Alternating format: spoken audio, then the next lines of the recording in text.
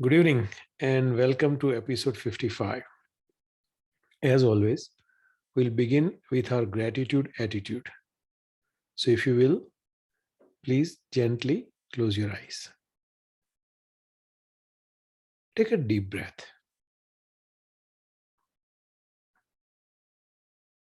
As you exhale, relax your body.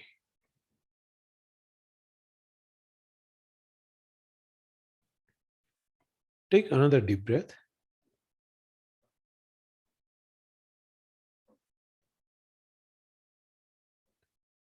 As you exhale, relax some more.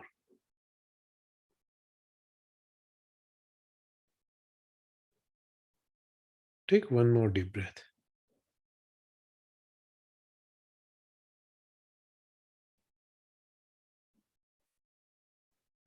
This time, completely let your body loose.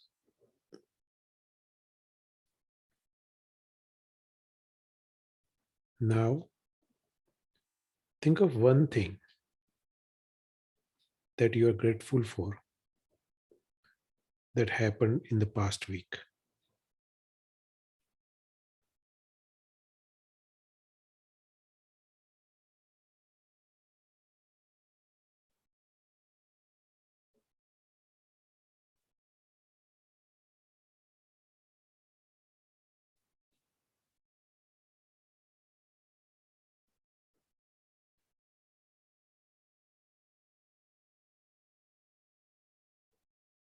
Once you have identified that,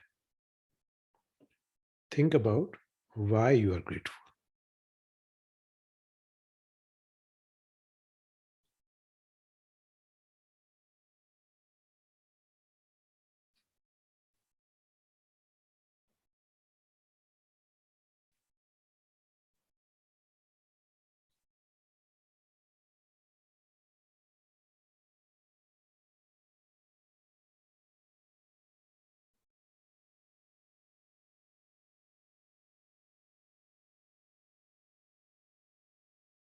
And now, let's just set it free.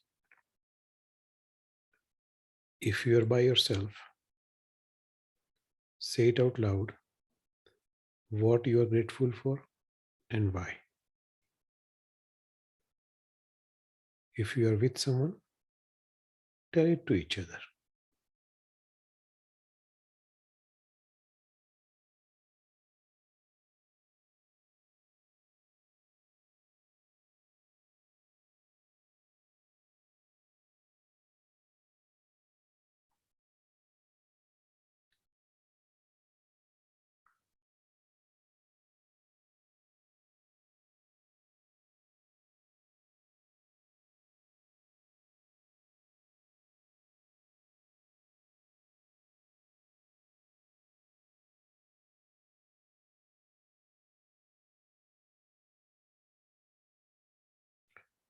All right.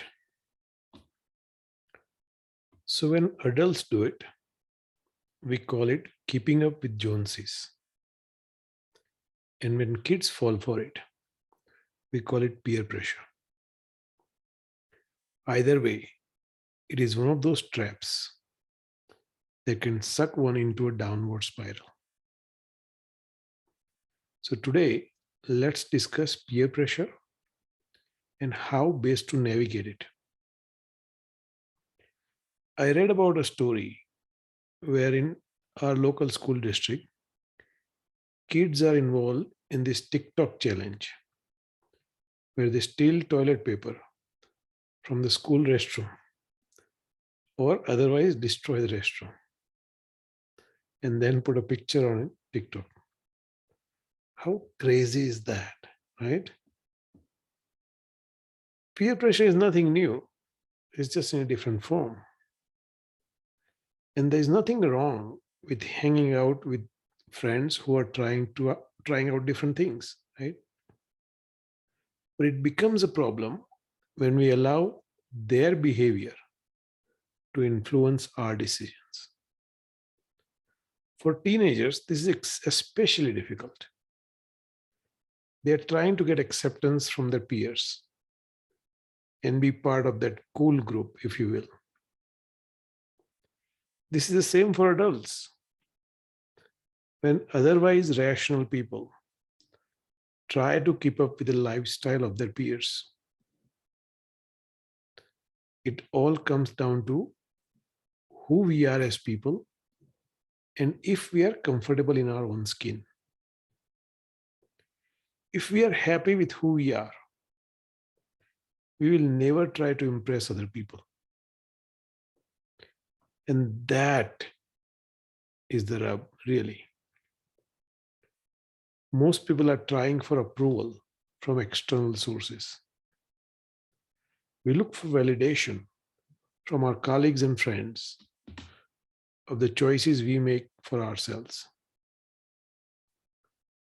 Psychologists say that people overspend beyond their means just to impress other people or to fill a void within themselves.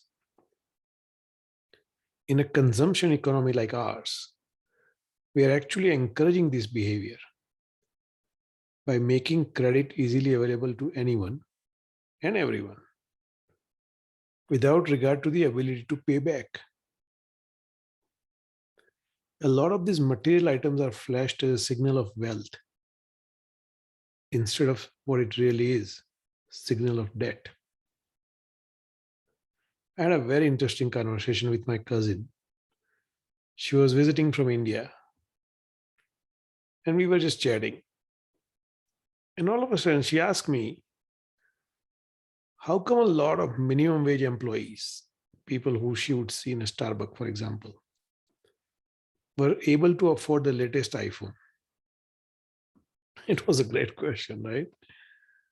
So I explained to her that when people buy these items, they're not looking at the cost of the product, but just the monthly installment. Can they afford that additional $20 payment every month? If they can, they buy it without concern about savings or anything else. And I have nothing against taking on debt for appreciating assets, like such as a home. But when one takes on debt to pay for consumables, where value deteriorates, or there is no value as soon as you consume it, you are just taking unnecessary financial burden. And this is purely a psychological issue rather than a financial education issue. People want to keep up with those around them and impress them so that they splurge without regard to their own financial situation. So, how do we get out of this cycle of consumption or comparison, actually? The first thing is to realize, and I've said this so many times, is that happiness comes from within.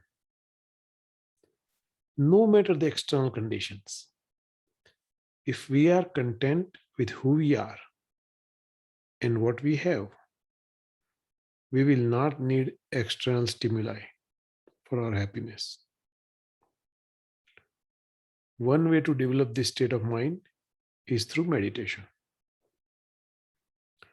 So create a daily meditation practice with an emphasis on a single phrase. I have everything that I need at this moment. I'll repeat. I have everything that I need at this moment. Another way is to develop a gratitude practice.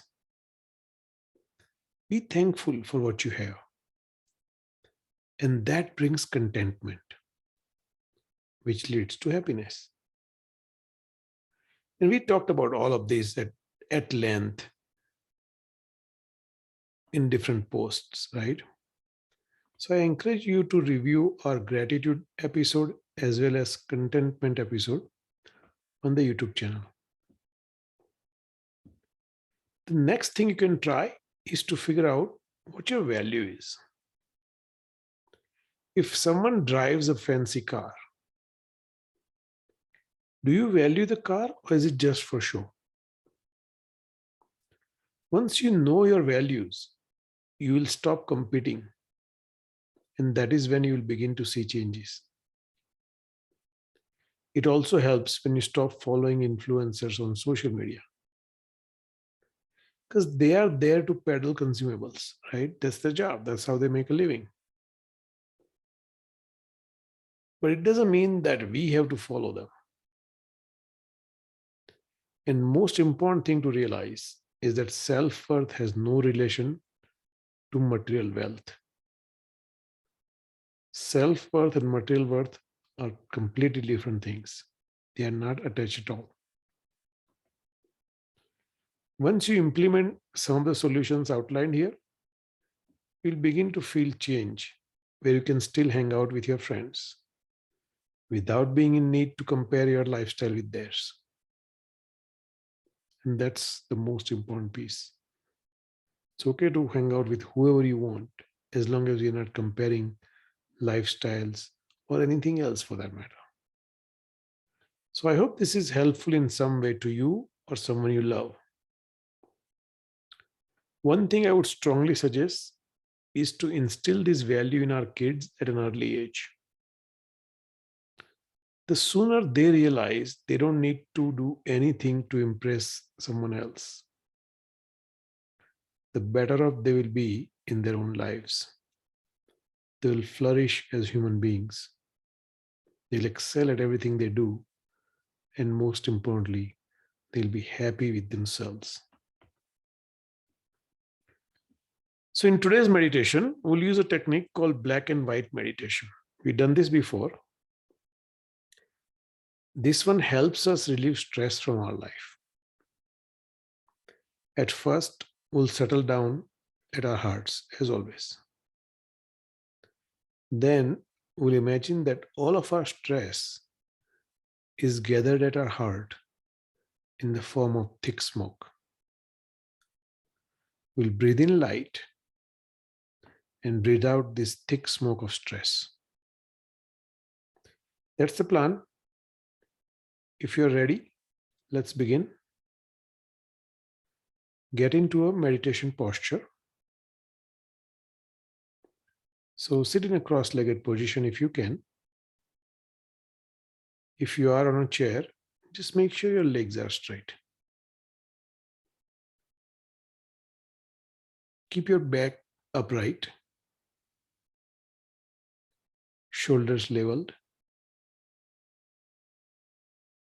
eyes gently closed.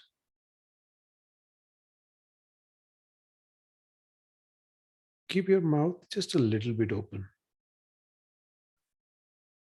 That way, any stress you may be carrying in your jaws dissipates.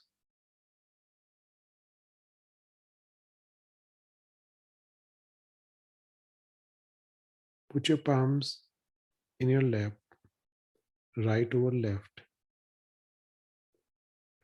thumbs gently touching each other. Now, take a deep breath.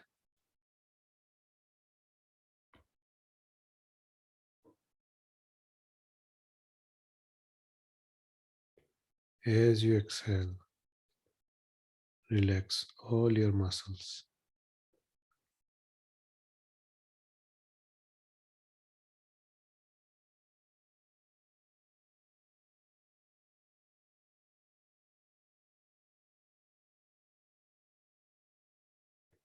Bring your attention to the sensation of your breath at your nostrils.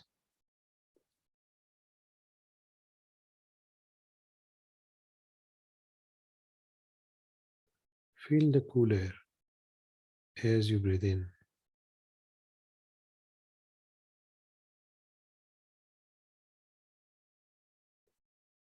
Feel slightly warmer air as you breathe out.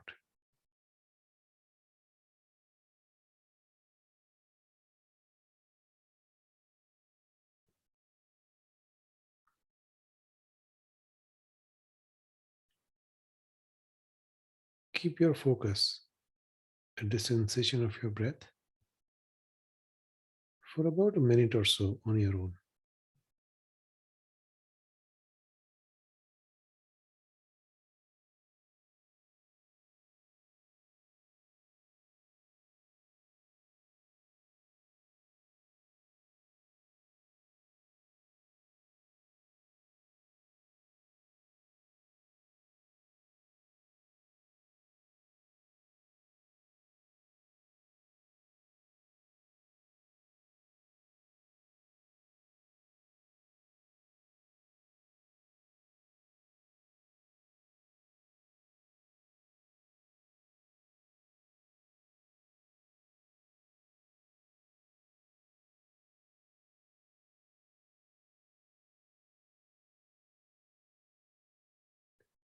Now, bring your attention at your heart.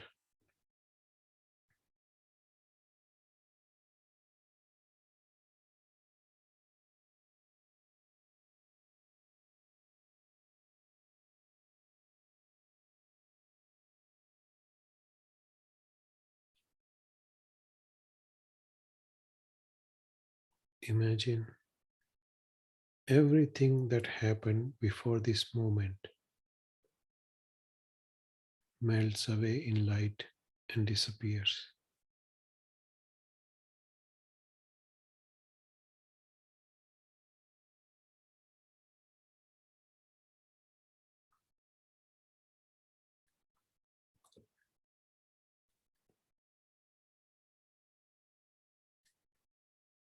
Things that have not yet happened are not real anyway.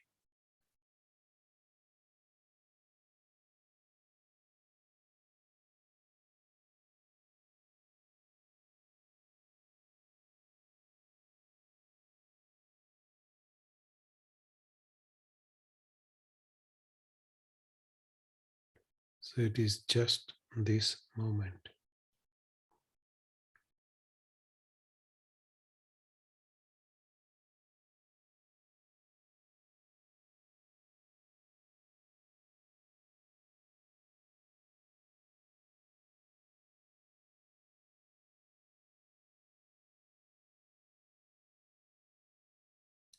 Enjoy the peace that this moment brings.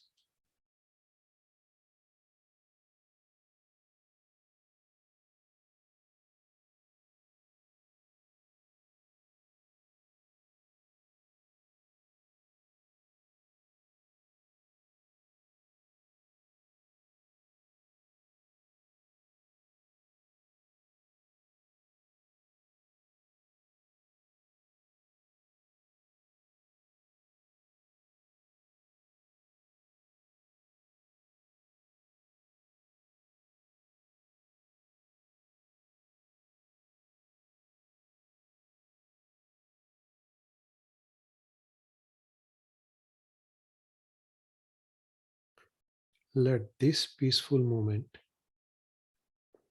bring the next peaceful moment.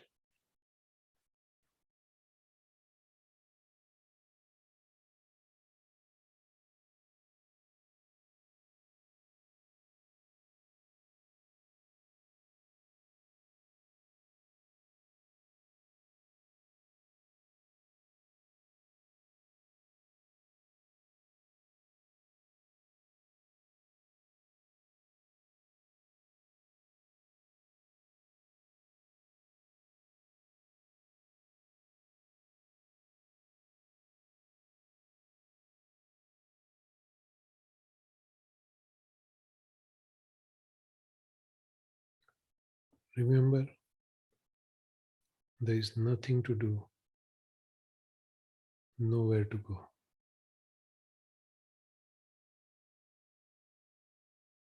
It is just this moment.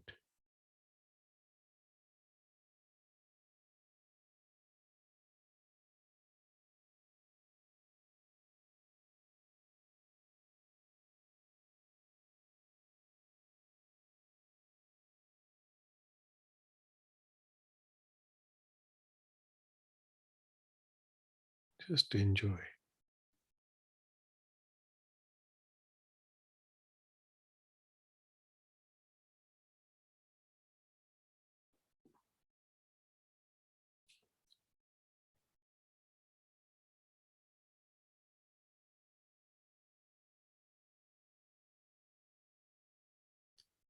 Now, imagine all the stress in your life is gathered in the form of thick black smoke at your heart.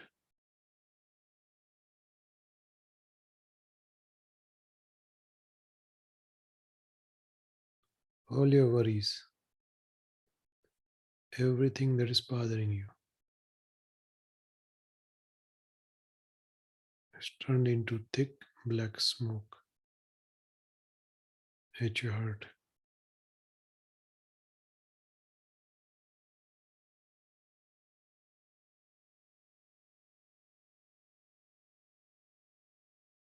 Imagine when you breathe in, you are breathing in bright light.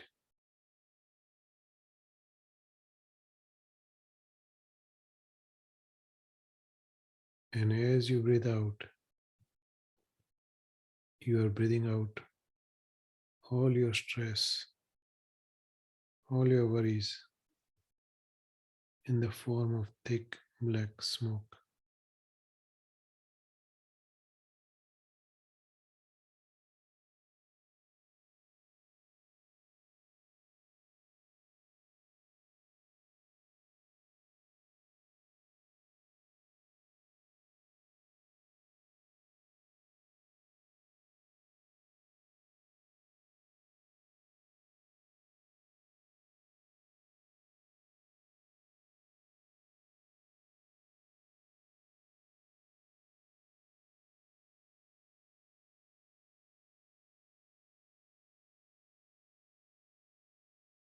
Breathe in light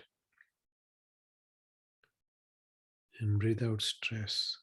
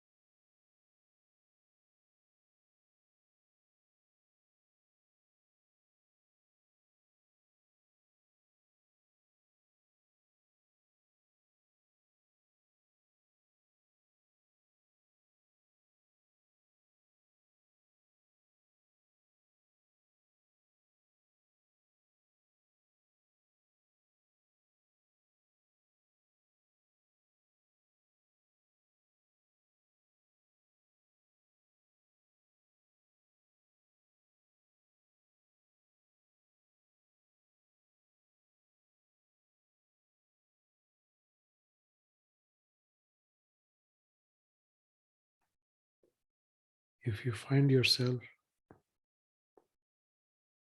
thinking, just go back to breathing light and breathing out worries and stress.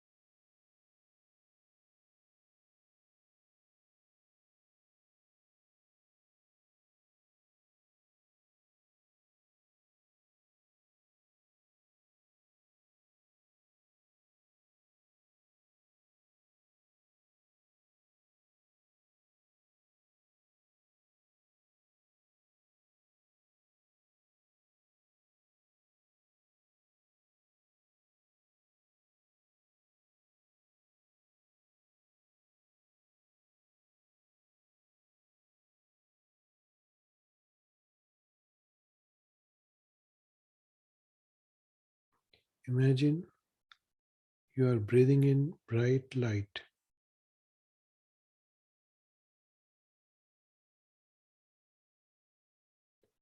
and you are breathing out all your stress, all your worries in the form of thick black smoke.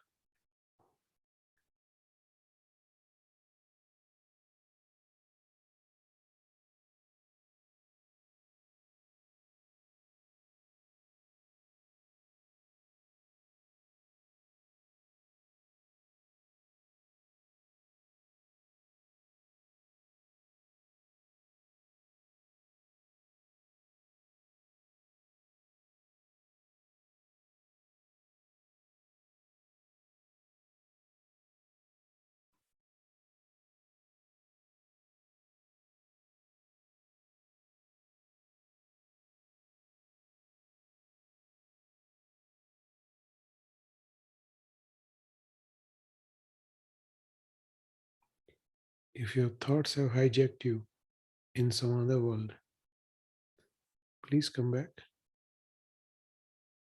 Go back to sensation of your breath for about 10 breaths. It will calm you down.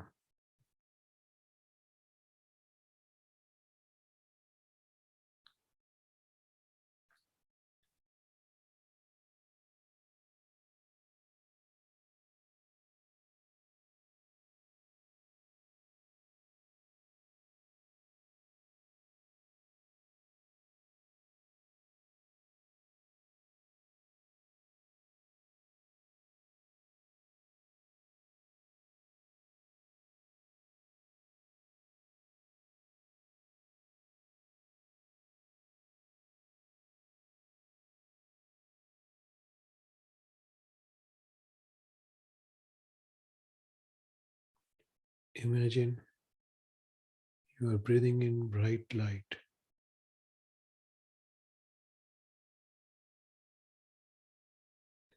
and you are breathing out all your stress, all your worries in the form of thick black smoke.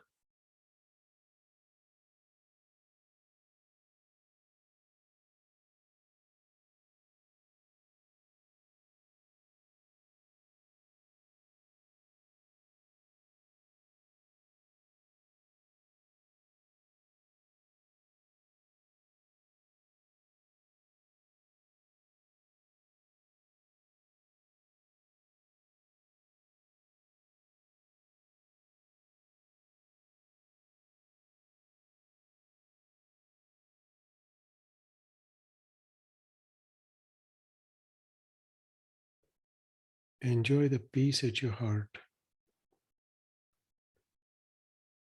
on your own for the last minute or so.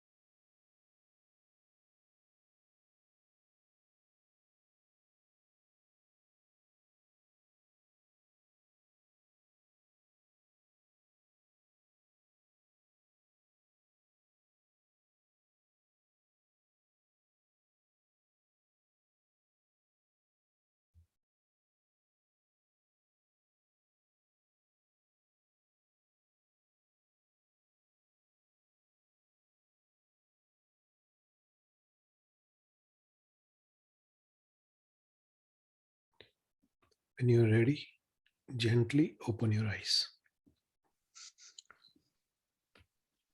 Any questions? Yeah, so I have one. Nearby. Like you said, this is a very challenging topic for teenagers, Yep. right? It's tough life for them right now Yep. in this specific area. So, we try to talk with them, especially we try to talk with Ashvi. Some things resonate, some don't. Other techniques, good like methods we can try. So one thing I always like to promote when my kids were growing up is, try to explain to them that they are responsible for their choices. Number one, okay? In a sense that if someone's harassing, a bunch of kids are harassing some other kid, they don't have to join. If they do, they are also part of and parcel of that problem, right? Yeah. And then second thing, more importantly, we try to instill in them at the very early age is that they don't need anyone's approval, right? And they took that at heart, so they don't look for our approval either, which is great. uh, but that's very important because see, that, especially for teenagers, that also develops empathy. Mm. Because a lot of times for them, peer pressure means making fun of other kids, right? Right. Give you an example. Chiti was, I think, in 5th or 6th grade, and there was a disabled kid in her class. And some of her friends were part of this school group, if you will, and they were making fun of this kid. And she came home and she started crying. She said, "You know what? These guys are making fun of this kid. I don't like it. I'm not doing it, but I don't like it." And we sat down and we said, "You know what? I'm glad, first of all, that you felt that you don't want to join them. That's great, right? Let's take a next step and see if you tell your friends that, hey, this is not right, right? We are not doing, this kid needs help. Right? Stand up for that person." Yeah. And it didn't happen overnight. Took her a couple of weeks to kind of slowly build herself that courage to do that. But once she did that, she felt good, in a sense that she felt that, okay, you know what, two things: one, I don't have to do what they do, and two, I can stand up for myself. Yeah. Now, I don't know, I never talked to her about this since then, but I'm sure if we get these learning opportunities, we don't get it too many, but whatever we get once a year, twice a year, I think it stays with them. At least I Mhm. hope so. Mhm. Yeah. So, we as parents, I think we should keep looking out for those learning opportunities, right? Yep. Because they're Yep. going to make mistakes. I mean, we made mistakes. I sure have made mistakes, right? Oh yeah. Yeah. So they're going to make mistakes, and it's okay as long as they learn from there. Mhm. Cool. So hopefully that helps. Yeah. No, it does. Yeah. Yeah. So any other questions? Okay, I'm going to stop recording.